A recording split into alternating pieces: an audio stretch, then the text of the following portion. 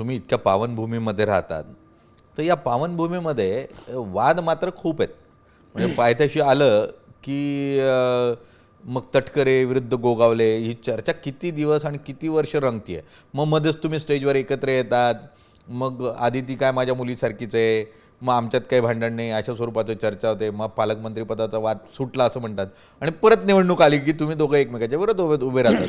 आहे काय म्हणजे खरोखर भांडण आहे की नुरा कुस्ती आहे? आमच्या खरोखर भानगडी काही नाहीत. तर त्यांचा मतदारसंघ वेगळा आहे, आमचा मतदारसंघ वेगळा आहे. आज जर पाहायला गेलं तर जिल्ह्यामध्ये 7 आमदार आहेत. 7च्या 7 आमदार सत्तेमध्ये आहेत.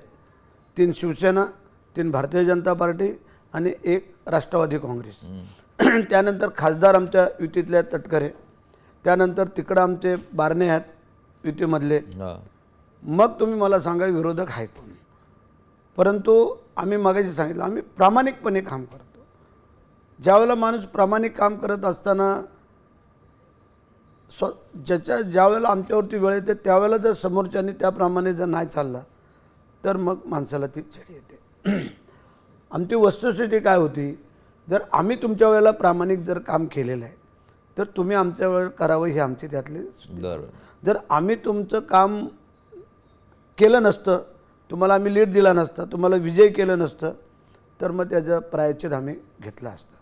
मग जर आम्ही प्रामाणिक काम केल्यामुळे जर तुम्हाला एवढा 80,000 83,000च्या लीडने फरकाने तुम्हाला आम्ही निवडून आणू शकलो तर मग त्याच्यापेक्षा मग काय पाहिजे.